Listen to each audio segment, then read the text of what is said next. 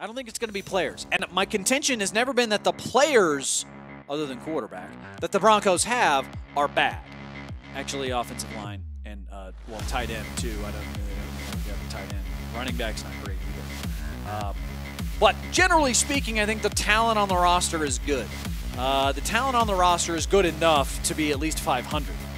My problem here is Vance Joseph's brain. I do not think that Vance Joseph is qualified to be a head coach in the NFL. I think that last year was pretty much all Exhibit A, everything. I'm not telling you something you don't know.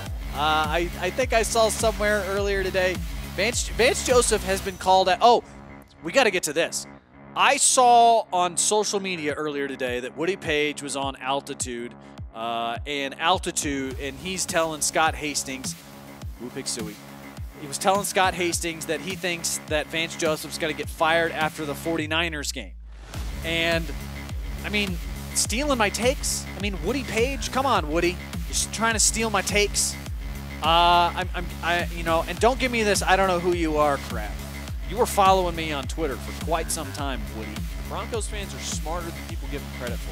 I think they're smarter than the average NFL fan, and they they're quiet about it a little bit, but they all kind of know whether or not the team's going to be any good, and they can tell. I think people last year, it was a little bit of a surprise to them. It wasn't a surprise to me. I've nailed this team since I got it. I knew exactly how bad they were going to be, and they were, and the reasons why were exactly the reasons why, and now all of a sudden everybody's like speaking my language, criticizing John Elway and saying, hey, I think you're screwing up the team, John. I think you maybe need to do something a little different there. Because they want people to be excited. They're really pushing product right now. Like a used car salesman. They have shined up their Vance Joseph, and they are pushing that out onto the showroom floor. Like, come on, guys, let's move some units. Let's see what we can do today. Let's hit a quota. They are really pushing product right now. The Broncos know what's coming. I think this is an indication. It's a big, bright sign that says we're not going to be good this year. And I know that there's hope. We've talked about this before. There's teams you trust in, there's teams you hope in, and the Broncos are a team that we're hoping are going to be good. But we have no trust or belief in them to do that. So that's fine. I'm just saying that 1650 just screams, please, let's not have empty seats. If an NFL team is selling their product for less than $75 a ticket, I kind of question what's going on. What, people not going to games? What's your strategy here? You're trying to find your price point. Because there are a lot of, it doesn't matter what the price is in New England. They're going to drive out into the wilderness. Have you ever been to Gillette Stadium?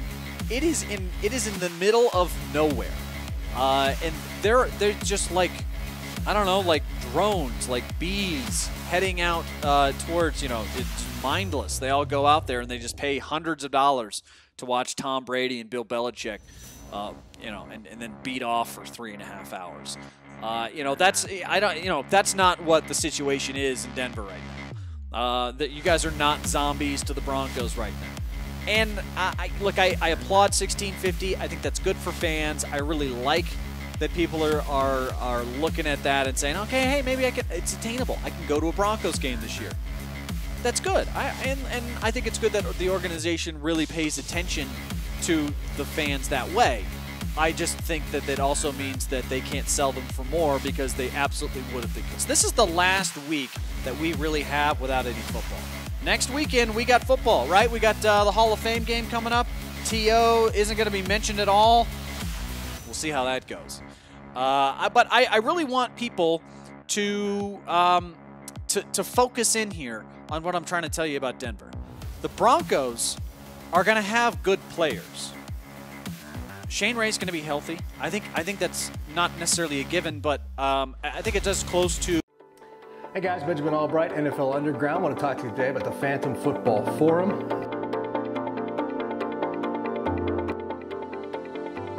Designed to give you greater access to me. You get the latest intel Insider information, rumors, news, notes, injury information, Vegas lines, fantasy football, power rankings.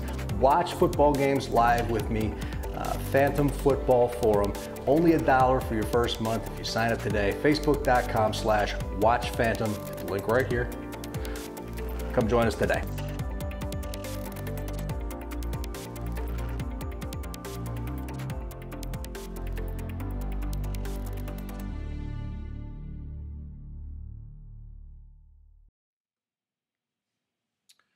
Hey everybody, welcome to Noon O'Clock. I'm TJ Carpenter live here on Phantom. Hope everybody is having a great week so far. We're not out at Broncos camp today. I was there earlier today watching them play the Bears.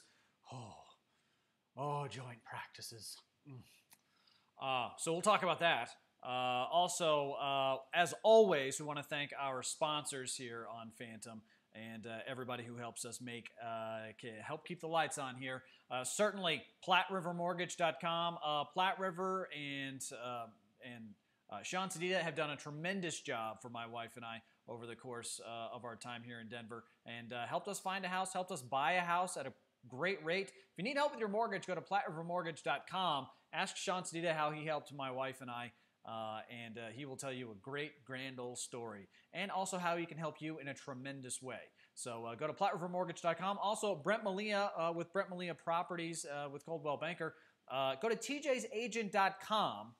He helped my wife and I once again with finding a house here in Denver. We were a little overwhelmed. A lot of stuff going on in Denver in the housing market, and so we were a little bit sticker shocked. We had a little bit of an issue finding exactly what we wanted. Brent Malia helped solve our problems. Still to this day is helping us solve problems with our house.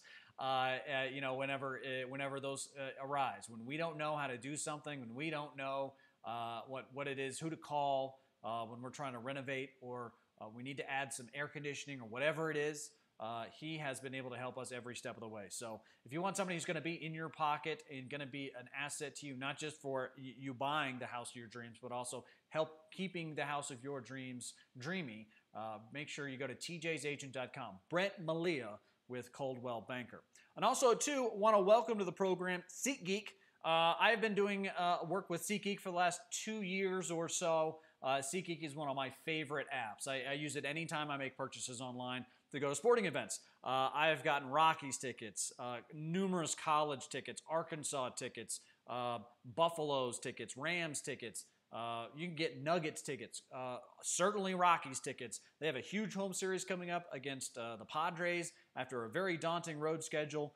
So if you want to go watch one of the hottest teams in baseball right now at one of the most beautiful venues in the country, go to SeatGeek. Use the SeatGeek app. It makes online ticket buying a breeze. It makes it very easy to find the best possible deal you can online and a price that you're willing to pay. So go to the App Store, whether it's the Apple App Store or the Google App Store. Download the SeatGeek app today, and here's the key. If you use the promo code PHANTOM, that's F-A-N-T-O-M, you will get $20 off your first purchase at SeatGeek. So definitely go there. Use the promo code F-A-N-T-O-M today to get $20 off on your next ticket purchase. Also, too, BetDSI.com, same promo code, PHANTOM, N-T-O-M. We've been telling you about BetDSI for the last week and a half or so, and we've been giving you some gambling advice, some bets that you need to make. I'd be betting on the Rockies right now if I were you. I'd be betting on the Rockies, and I'd definitely be betting on the Cowboys to suck. So take the under on 8.5 at BetDSI.com. Use the promo code PHANTOM, and you will get matched your first deposit up to $2,500. So you can do $100, they'll match you $100. You can do $2,500, they'll match you $2,500. You can potentially have up to $5,000 to play around with on BetDSI.com all season long.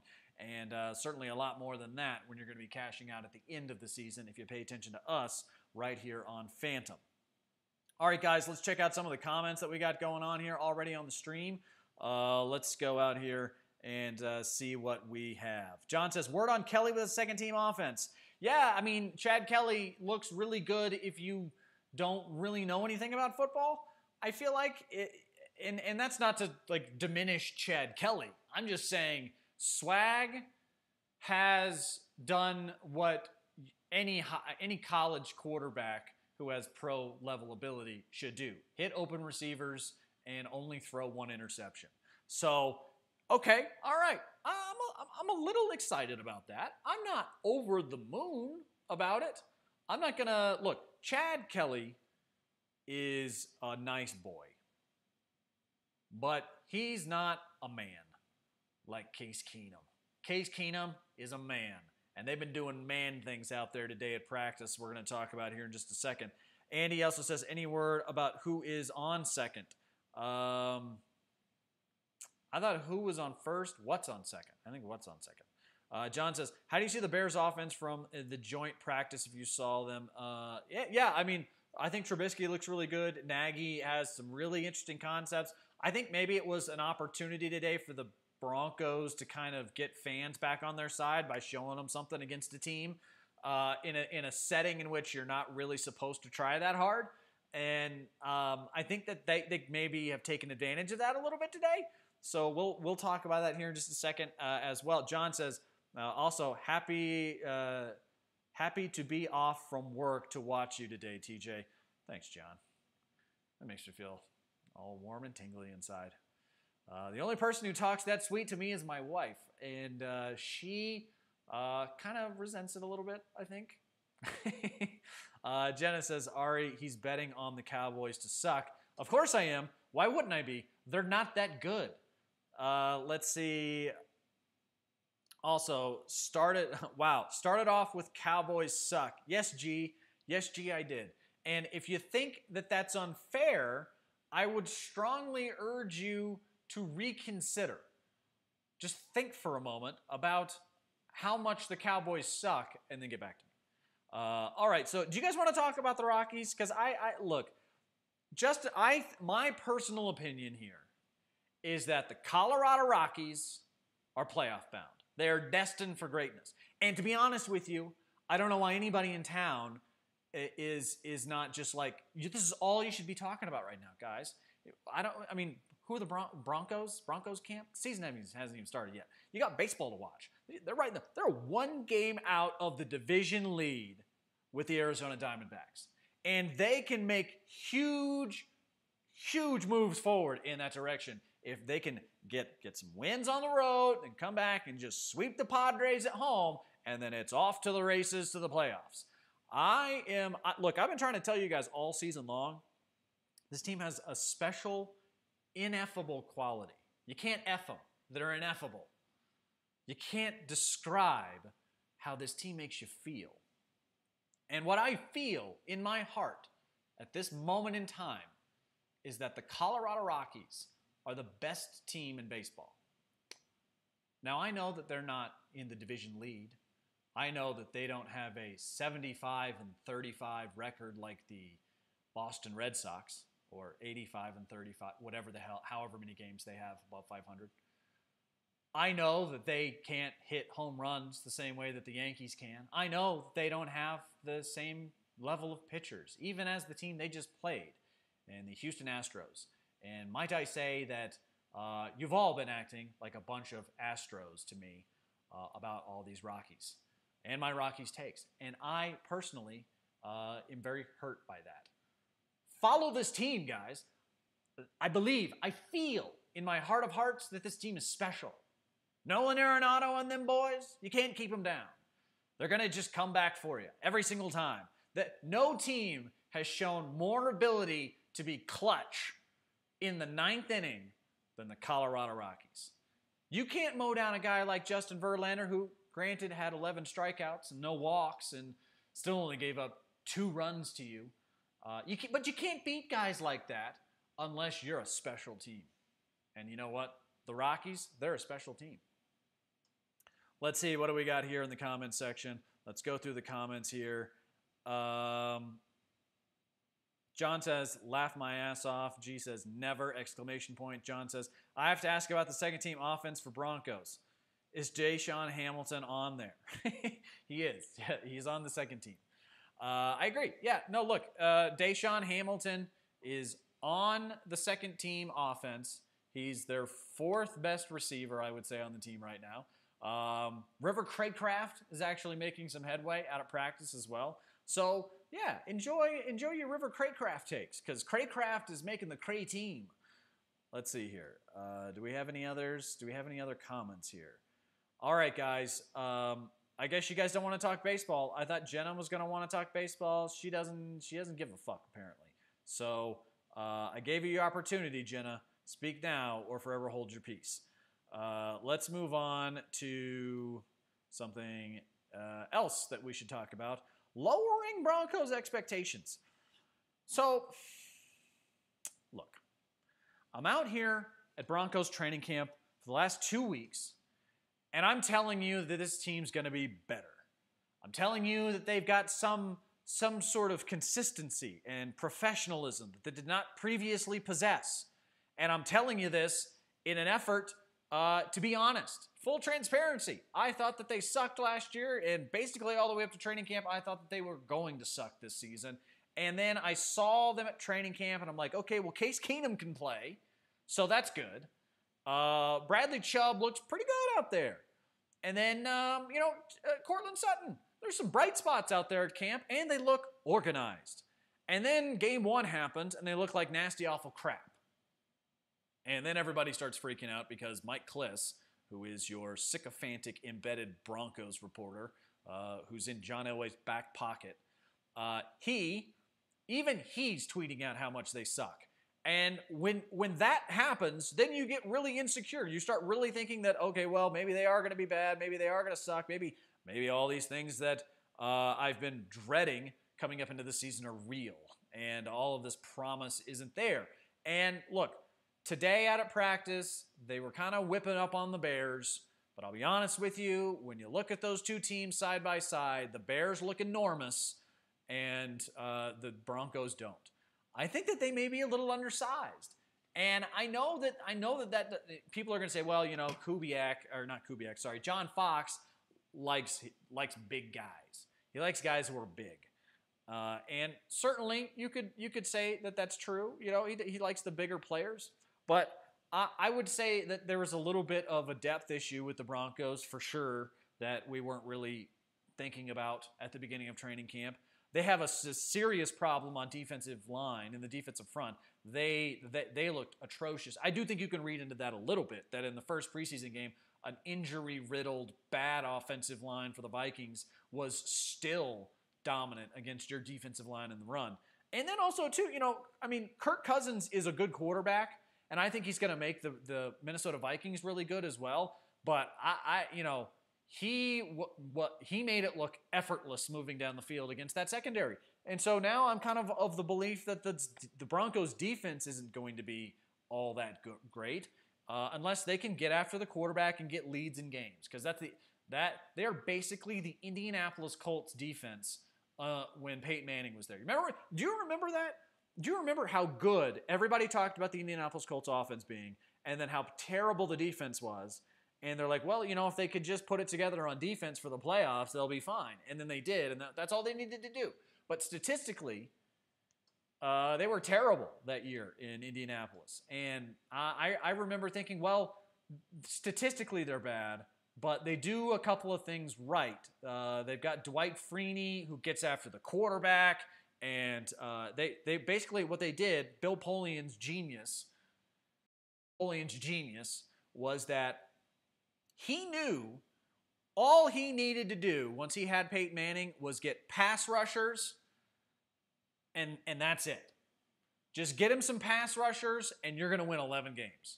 Because the second you get a lead with Peyton Manning, you get tee off on the opponent's quarterback, and that was his great revelation, was that's how you win championships, and it worked. I mean, they were like the best. They were one of the best regular season teams, maybe in NFL history, the Indianapolis Colts, while he was there. So I would say it's not a bad strategy, but it's going to be harder with Case Keenum at quarterback, getting a lead in games so that you can actually do that and tee off on the quarterback. Let's see here. Let's read some comments. John says, if I'm in Colorado, I think a Rockies game would be fun to be at. It is fun to be at. It's cutting in and out. I'm sorry, guys. Are we having some issues with the stream here? I apologize if we are. John says, if the Broncos are undersized, then the run defense will be bad unless they can be the Bills of the 90s. I don't think they can be the Bills of the 90s. John says, Bills defensive linemen are small guys, but they were a 3-4 defense like us. Yeah, look, the Broncos defense is... Gee, that is not a real question. I don't even know how to respond to that. Who is more valuable, Von Miller or Sean Lee? Sean Lee. G. You and me have a chat for a second. I know that the Cowboys are important to you. And I know that the Cowboys are important to a lot of people in Texas. But no one, and I mean no one, knows who the fuck Sean Lee is unless you're a degenerate gambler. And I say that, lovingly. No one cares. No, Sean Lee, stop it. Just, Von Miller's the best defensive player in the league. So, what the hell? What the hell are you talking about? All right. Now that we've gotten that out of the way. John says, thoughts on Josie Jewell? I like his haircut. His new haircut is dope. Love that. Love his new haircut. So there's that. I really enjoyed that.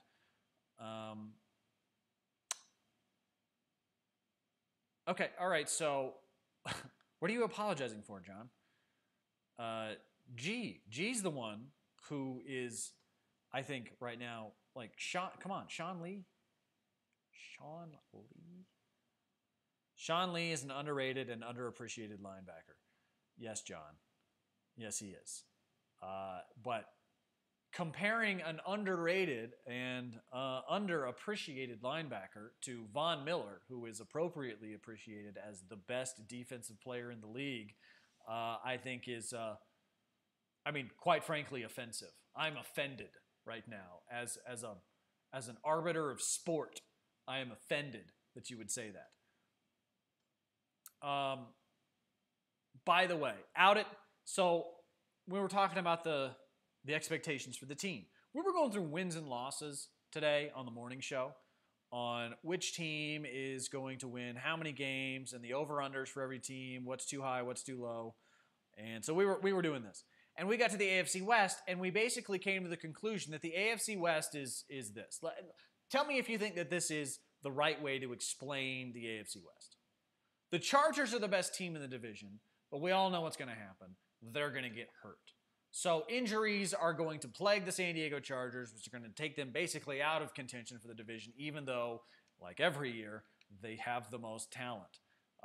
Or not every year, but they have a lot of talent, and they never live up to it.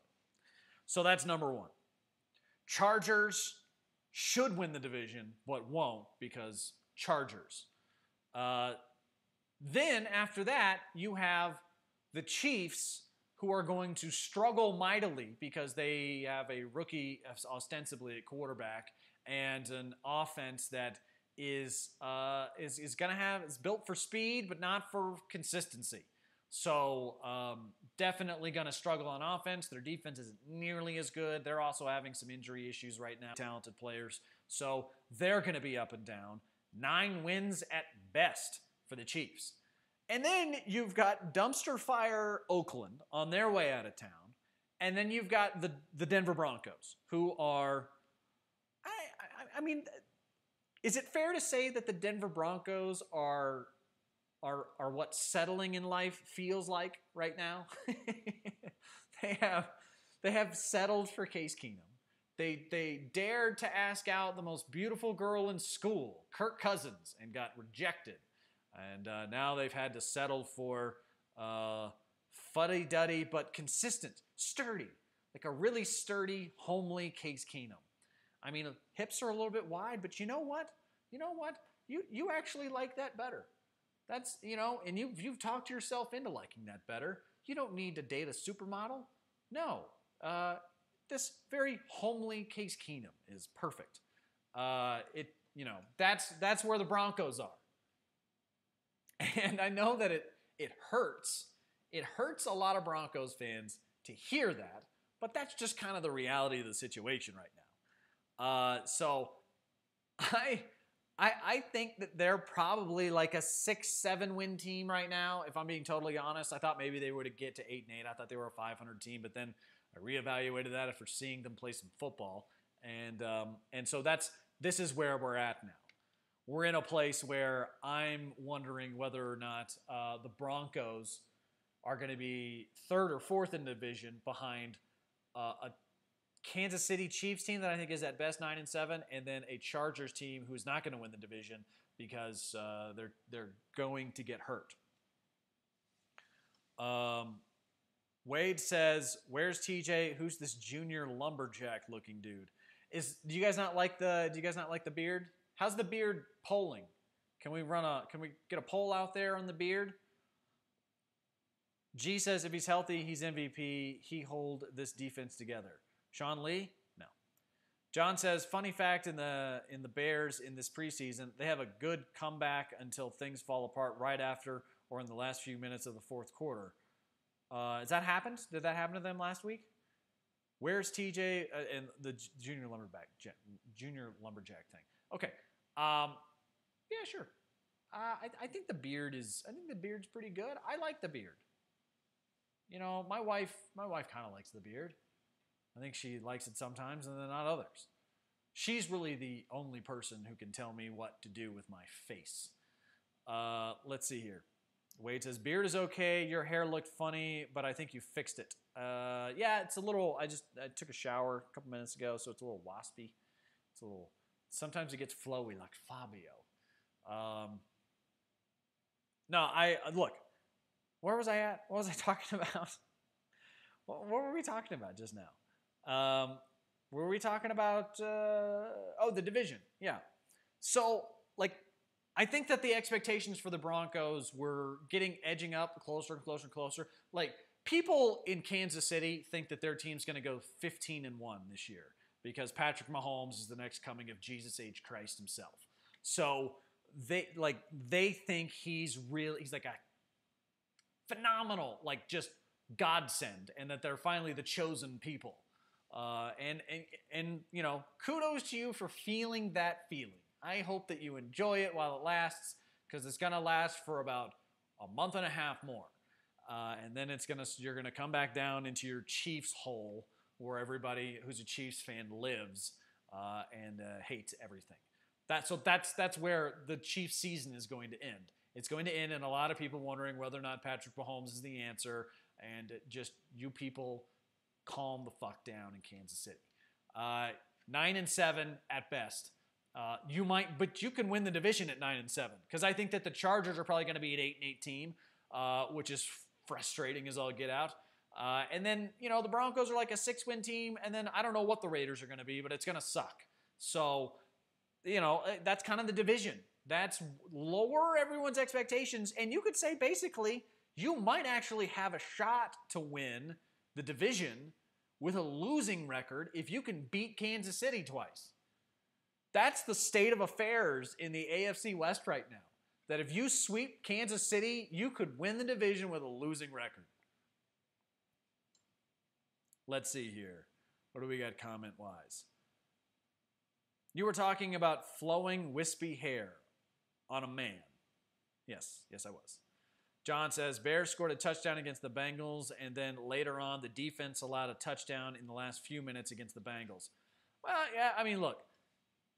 We'll see what the new coaching staff does. We'll see how impressive Matt Nagy's scheme looks once the season starts, because you're not going to see any of that stuff in preseason, and I think that's going to be the biggest leap forward for Chicago.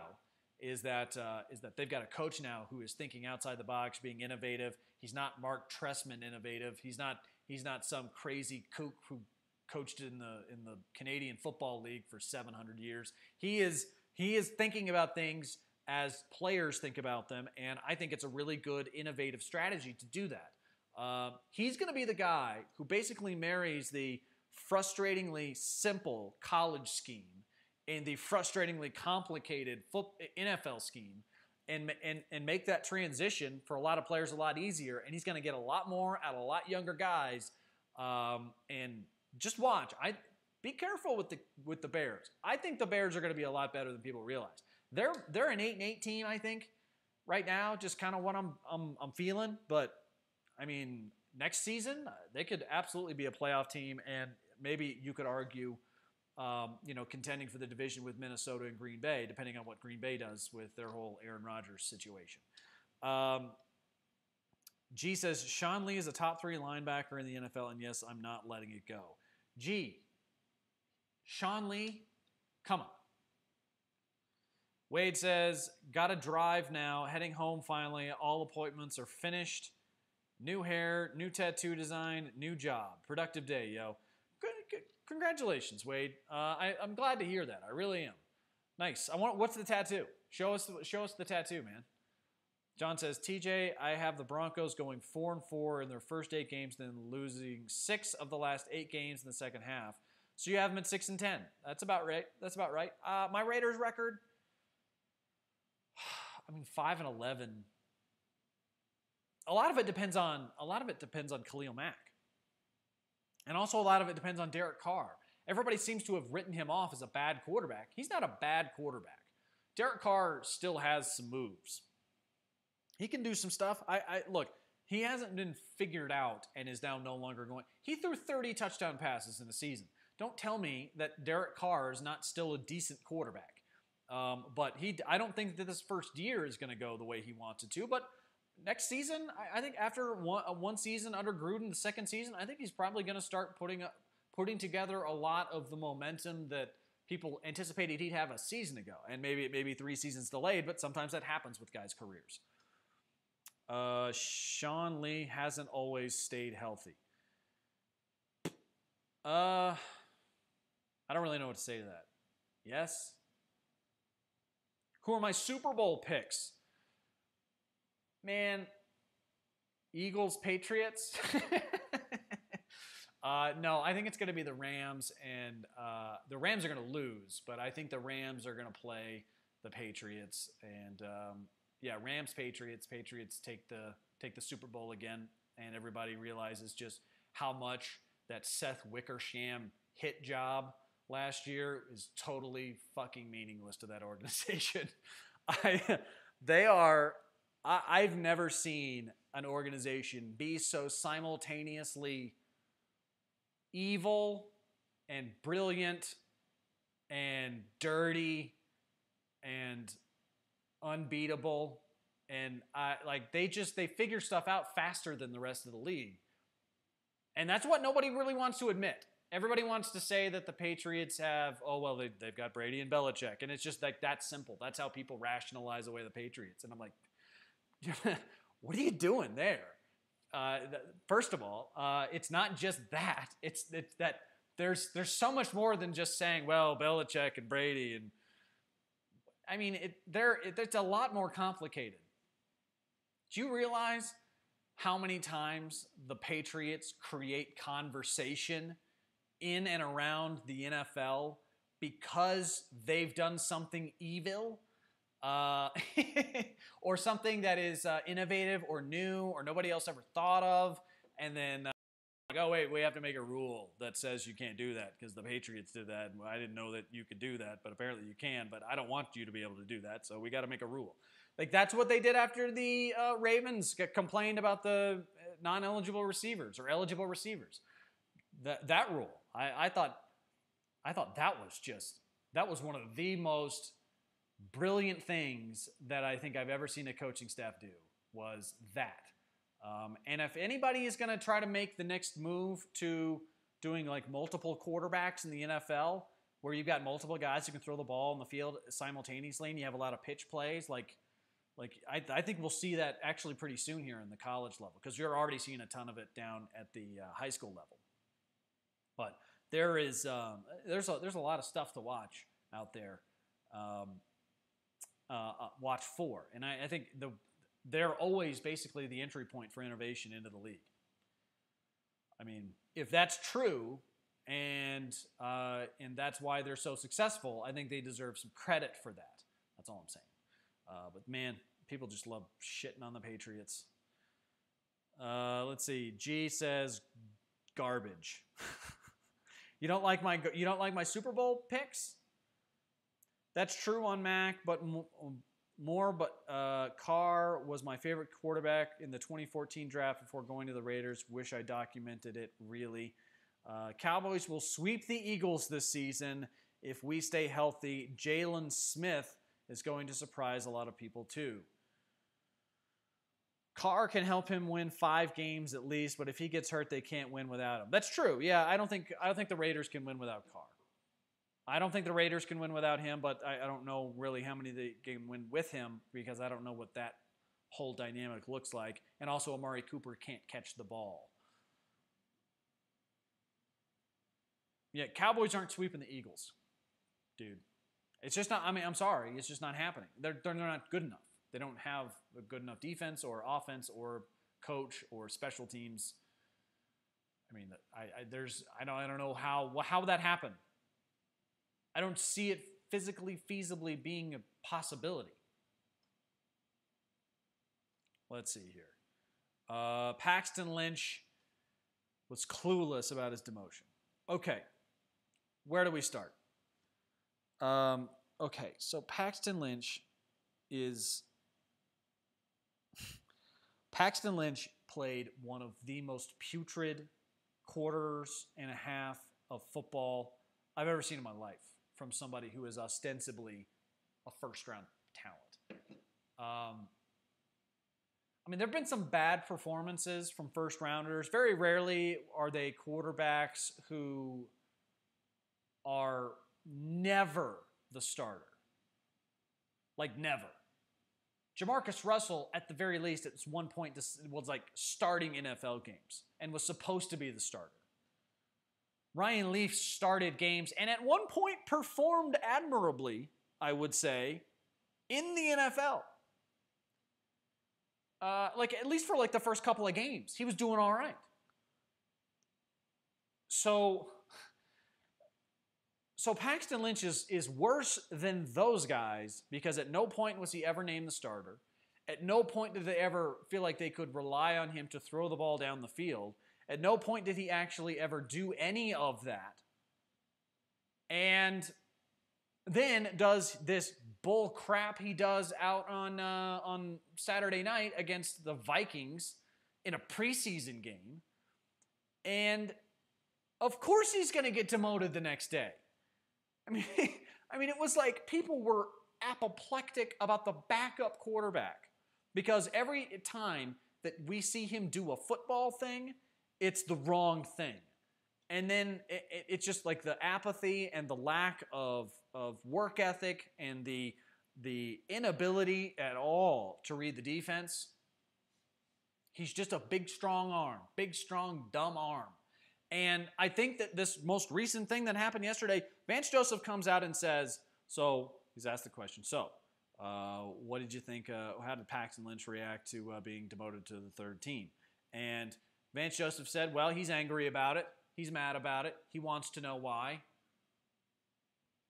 He wants to know why? He wants to know why.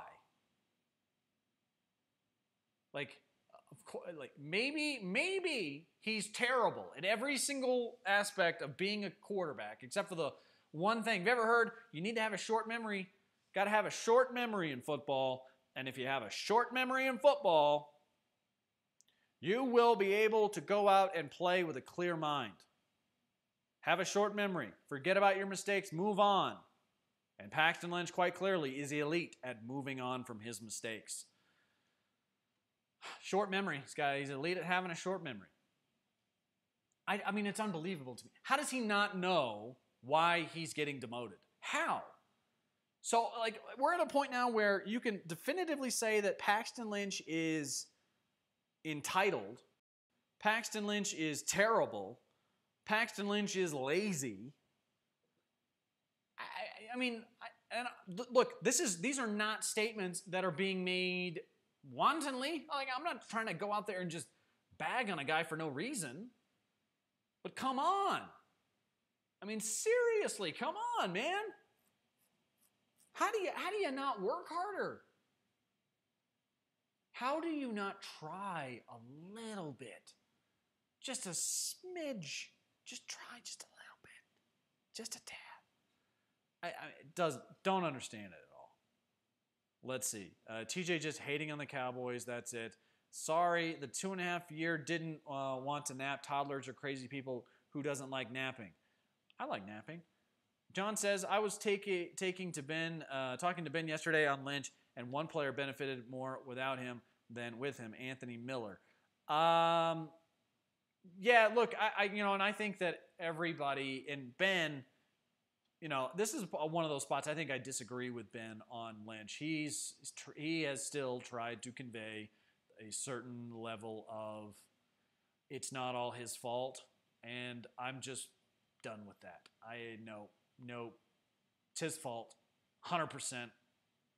I know things about the guy off the field, like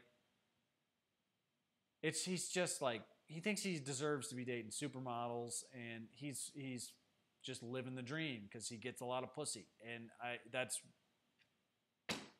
what he wants to do, and that's fine. Like I'm not knocking that.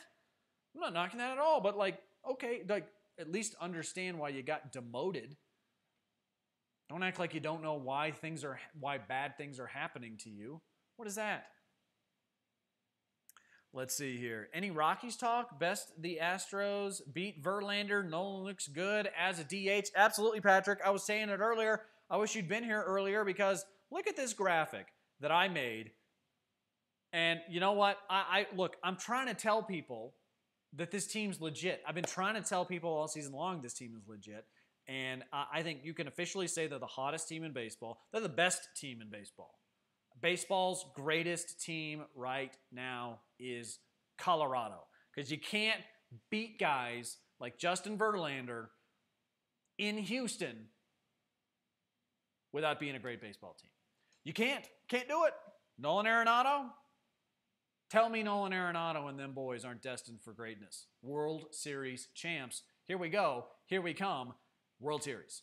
World Series right here. And I'll tell you what, the other thing too, the thing that really keeps me on board with this team is their ability to close. In the clutch. No team. And I think you could say, I think it's true. It's statistical truth. No team is more clutch in the 9th inning or later than the Colorado Rockies. And that's the kind of mentality. That's the kind of grit that you need to win a championship. You know who didn't have that grit? Matt Harvey. I remember watching that. Matt Harvey, 9th inning, World Series, Kansas City Royals. He decides he's going to go back out on the mound, even though he's at like 120 pitches. And his manager tries to say, hey, Matt, Dark Knight, come here, buddy. Don't go back into the game. We got Juris Familia. We can put him in there. And I know that he got rocks earlier in this series, but Matt Harvey, if you want to go back out there, you can go back out there. And so they let him go back out there, and he sucked, and then Juris Familia went in there, and he also sucked, and then the Royals won the World Series. With Wade Davis as their closer, by the way. And this team, correct me if I'm wrong, Wade Davis is the closer. Coincidence? I think not. And I don't understand why nobody's talking about this team in this town. Why aren't we talking? I mean, this team is just a boiling baseball town under the surface. You can just feel it. You can feel it in the streets. You can feel it oozing through the walls of this baseball town. I mean, it's in the brick. The baseball is in the brick of the town. It's in the brick of the town. It is just brick. It's in there.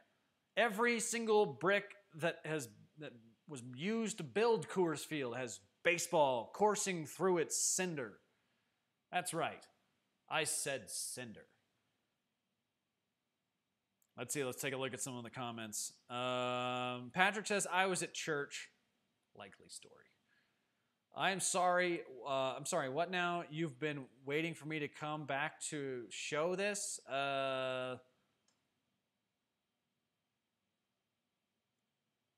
don't understand. What are you guys doing? What are you guys talking about?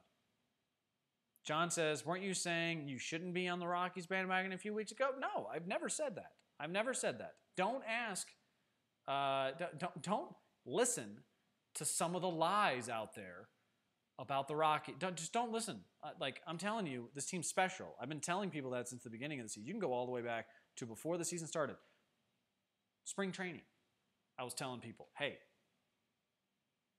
Rockies, all in on the Rockies. All in on the Rockies. And I've been all in all season long, and you need to get on the bandwagon now. Don't be a bandwagoner. Get on the bandwagon. Stay on the bandwagon. Loyal fans. Loyalty.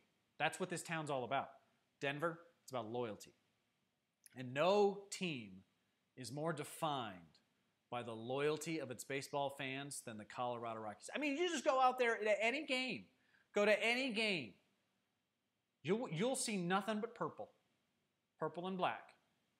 And gray. And some white. But mostly purple. Yeah, mostly purple. And I think a lot of people need to disseminate the truth, guys. Go out there, proselytize, tell your friends. Let's go to a Rockies game. By the way, if you want to buy Rockies tickets, go to SeatGeek. Enter promo code PHANTOM. Use the SeatGeek app, enter promo code PHANTOM, and you'll get $20 off your purchase. Support this team. Go support the Rockies. They got a series coming up against the Padres, and you better fucking go. So go, and you better fucking use the SeatGeek app too. Promo code PHANTOM. FANTOM. Phantom. Use the promo code, and you'll get $20 off your tickets. I don't know why I got so angry about that. Let's see here. What does Patrick have to say? And that would be the Mariners' 45 one-run wins this year. Patrick, so this is how TJ is always right. Must be a Patriots fan. I'm not a Patriots fan, but I do acknowledge that the Patriots are excellent. G wants to know if there's any Earl Thomas news. Ask Ari, because Ari has been living inside Earl Thomas's jockstrap for the last month and a half. He knows if that guy's balls shift, Ari Temkin knows about it. John Misak says fair. I don't know what that. Are you gonna buy, John? You're in Jersey, right? You want to go to a Mets game or something? I don't know who would want to go to a Mets game other than our CEO, Moneybags Rosenberg. But other than him, I don't know who would want. If you want, I apologize if you're a Mets fan, for being a Mets fan. Go to a Yankees game.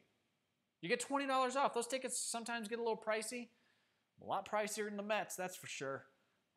You can definitely go and use the SeatGeek app. Use the promo code PHANTOM, get $20 off.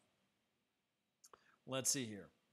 Jared, why you look so mad? I don't know, Jared. I'm sorry. I don't know why I got so mad about that. I wasn't trying to be mad. It just came out of me. I've got a lot of passion. I got to be passionate. Patrick says, let's make a wager on whether the Rockies make the playoffs. I think you should absolutely make a wager on that, Patrick, at betdsi.com. Use the promo code PHANTOM, and they will match your deposit up to $2,500. So that's what I would say, Patrick. I will make a wager with you on the Broncos. What do you think about the Broncos? We'll make a wager on the Broncos. G says, what league is tougher, AFC or NFC? The NFC, absolutely. The NFC South is just loaded. The NFC East is actually pretty good, other than the Cowboys, I would say, because I think the Giants are going to be improved. I think the Redskins might be a playoff team this year. And then the Eagles are defending Super Bowl champs. So that's a pretty tough division. The NFC North has the Vikings, who are exceptional, and the Lions, who are decent, and then the Bears, who are an up-and-coming team. And then the team that's in disarray has Aaron Rodgers on it. So, that's a pretty good division. You got the NFC West. NFC West has Seattle, who sucks, but they have Russell Wilson. The 49ers are an up-and-coming team. I think people are sleeping on the Cardinals. And then the Rams might be the best team in the NFL, period. I mean, I think the NFC is, I mean, to be honest with you, other than the Patriots, light years ahead of the AFC. The AFC has Jacksonville, and then they've got the Patriots. The Steelers are always hard for me to predict because sometimes the Steelers are really good when Ben Roethlisberger stays healthy, and then if he doesn't stay healthy, then they suck. Because I think Charlie Batch is still their backup. I think he's still, even now, like they would just skip Landry Jones and they would go straight to Charlie Batch, who's like 70 now. Bald Charlie Batch.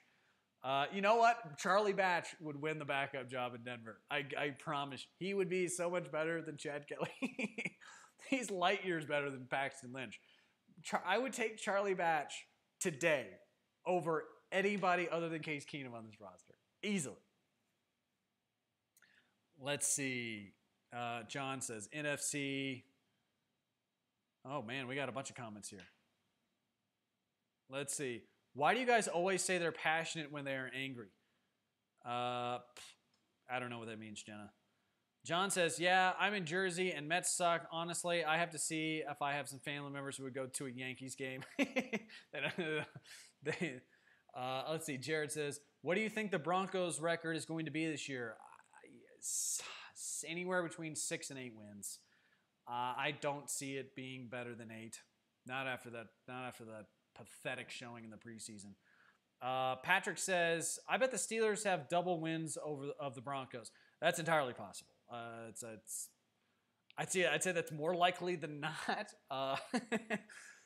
John says, NFC, no shit. Patrick says, he said make a bet. You have to make a bet that I want to make, and I don't want to make any of these bets. John says, the fair comment was on the Rockies you were saying about loyalty. Oh, yeah. Thanks, John. G says, so since you said NFC, would the Pats have the same dynasty if they were in the NFC? Yeah, I think they would. I do. I think that they would have the same dynasty. They may not have made all the same Super Bowls, but I think that would have created a lot of those Peyton Manning, Tom Brady matchups in the Super Bowl as opposed to the AFC Championship game or rounds prior to that. And I still think that the Patriots will win those because they won those in the AFC. Because basically their entire dynasty has been defined by the Manning-Brady era. And the Patriots dominated Manning in his time. Manning was very, very good. I'm not trying to take anything away from Manning, but Manning is Phil Mickelson and Brady is Tiger. Like there is a clear, definitive difference between those two players. And that has been basically my entire, I knew a little, I was paying attention to the NFL a little bit before those two guys, but basically my whole life, those two guys have run the league. So, yeah, I think if you put them in the NFC, then they would have. Let's see. Mason Rudolph and Josh Dobbs, then Landry Jones. No, Charlie Batch. I'm going to take Charlie Batch. Let's see. Patrick says, I should come up with a bet. What should we bet, guys? What should we bet here? Let's see. I'm trying to think. What should we bet? Do we have any people who want to make a bet? What would I bet? I would bet that I feel pretty confident the Redskins are going to make the playoffs this year. Just watch. Alex Smith is going to show you stuff you didn't even think Alex Smith had the capabilities of doing. He is one, if you want to talk about underrated players, Alex Smith right now, I would say to this day, is the most underrated quarterback in the league. He is. And, it took a long time for him to finally find a groove in this league. And the second that he did, he got traded. and then he had to rebuild. And then he got traded again. So it took him a long time to get to that point. But, he's been a good quarterback longer than he was a bad one at this point. Give Alex Smith some credit, man. If you want to make that bet, I will make that bet. That the Redskins will make the playoffs and that the Cowboys won't. That's my bet. Got any news on Dez? Nope. He had a meeting with the Browns And that doesn't mean the Browns are necessarily interested. It would be shocked if he doesn't wind up on a team. I don't know who that team is going to be, but it's probably going to be, I would say either Green Bay or Cleveland. He should be on Green Bay's roster today. I don't know what's preventing them from signing him to a contract, other than their own hubris, which they have a lot of up there in Green Bay, apparently. Let's see here. It's going to do it for us, guys. I want to thank everybody for watching, especially you guys who comment in the comment section. We love the commenters. I do. I love interacting with you guys. That's why I do this show, because I want to interact with you guys. And you know what? Patrick, Jenna, we all need to go to a Rockies game. We all need to bask in the glory of Nolan Arenado together. And we can do so by using the promo code Phantom, F-A-N-T-O-M, $20 off your tickets. I will see you guys at the ballpark. You can also get tickets to Pepsi Center. You can get tickets to your favorite college team. You can get tickets overseas. I think we've actually had some people ask about whether or not you can use the promo code over in Spain. So they're a big company. Just go download the SeatGeek app. Make mobile ticket buying easy. I know there are a lot of companies out there who have tried to duplicate and get in on what SeatGeek is doing, but nobody does it better than SeatGeek. They've been at this for a long time. They know exactly what you need and how to get it to you in the best possible way. Also, they're all about giving you free money. So use the promo code Phantom, F-A-N-T-O-M, and get $20 off your first ticket purchase on the SeatGeek app. Also, don't forget, betdsi.com. Go there, use the promo code Phantom, and get up to $2,500 matched on your first purchase there. And then don't forget, if you're looking for a house in Denver, Brent Malia Properties with Coldwell Banker, go to tjsagent.com. You can find this man. He will help you find a house in Denver. He helped my wife and I find a house here. And I have to say we are over the moon just with how great it is. It's a beautiful house. It's a unique house. We wanted something that was different, and he found that for us. We were able to find our way into the house of our dreams here in Denver, thanks in large part to Brent Malia Properties with Coldwell Banker. Also, too, if you're looking for a mortgage in Denver, you need help buying, selling, refinancing, Platte River Mortgage does that for you. They did it for us. Sean Sedita and his team helped us out in a huge way, get the best possible rate on a home. And so if you need help with your mortgage, go to PlatteRiverMortgage.com. Ask for Sean Sedita. He will help you out just like he helped us. All right, that's going to do it for us here on Noon O'Clock. We'll be back tomorrow. Same bat time, same bat channel, only on Phantom.